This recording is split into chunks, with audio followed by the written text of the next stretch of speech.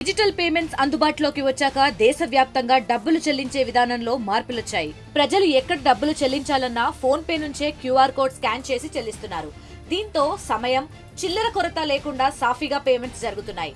చిన్న చిన్న దుకాణాల నుంచి లగ్జరీ మాల్స్ వరకు ఎక్కడ చూసినా క్యూఆర్ కోడ్స్ కనిపిస్తున్నాయి. ఇదిలా ఉంటే క్యూఆర్ కోడ్ వినియోగం ఎంత పెరిగిందో మోసాలు కూడా అలాగే పెరుగుతున్నాయి. నకిలీ క్యూఆర్ కోడ్స్ తో మోసగాళ్లు దోపిడీకి పాల్పడుతున్నారు.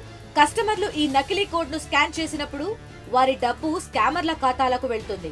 అంతేకాదు కస్టమర్ల విలువైన సమాచారాన్ని కూడా మోసగాళ్లు దొంగిలించే ఛాన్స్ ఉంది. అయితే క్యూఆర్ కోడ్స్ ఒరిజినలా, నకిలీదా అని తెలుసుకోలేక చాలా చోట్ల దుకాణదారులు, కస్టమర్లు మోసపోతూనే ఉన్నారు. మరి నకిలీ క్యూఆర్ కోడ్ ఎలా గుర్తించాలో ఈ వీడియో చూద్దాం.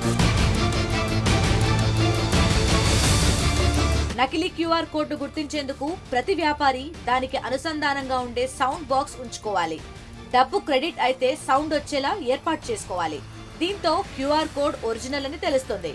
మార్కెట్ లో చాలా బ్యాంకులు పేమెంట్ సౌండ్ బాక్స్ లు ఉచితంగా అందిస్తున్నాయి. దీంతో పేమెంట్ చేసినప్పుడు సౌండ్ బాక్స్ ద్వారా తెలుసుకోవచ్చు. ఇక నకిలీ క్యూఆర్ కోడ్ ను గుర్తించేందుకు మరో మార్గం, క్యూఆర్ కోడ్ స్కాన్ చేసి డబ్బులు పంపించే అకౌంట్ ఎవరి పేరుతో ఉందో క్రాస్ చెక్ చేసుకోవాలి. దీంతో నకిలీ ఖాతాకు డబ్బులు వెళ్లకుండా అడ్డుకోవచ్చు. ఆ తరువాత పేమెంట్ వచ్చిందా లేదా అనేది షాప్ యజమాని అడిగి తెలుసుకోవచ్చు.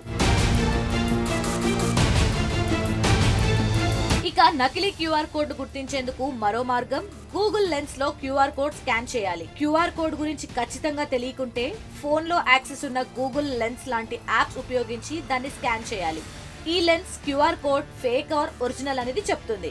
అంతేకాక ఈ యాప్ అనుమానాస్పద లింకులను గుర్తించడంలో మీకు సహాయపడుతుంది. అయితే క్యూఆర్ కోడ్ స్కామ్ల నుంచి సేఫ్ గా ఉండేందుకు ప్రతి ఒక్కరూ ధృవీకరించని లేదా అనుమానాస్పద క్యూఆర్ కోడ్లను స్కాన్ చేయకూడదు.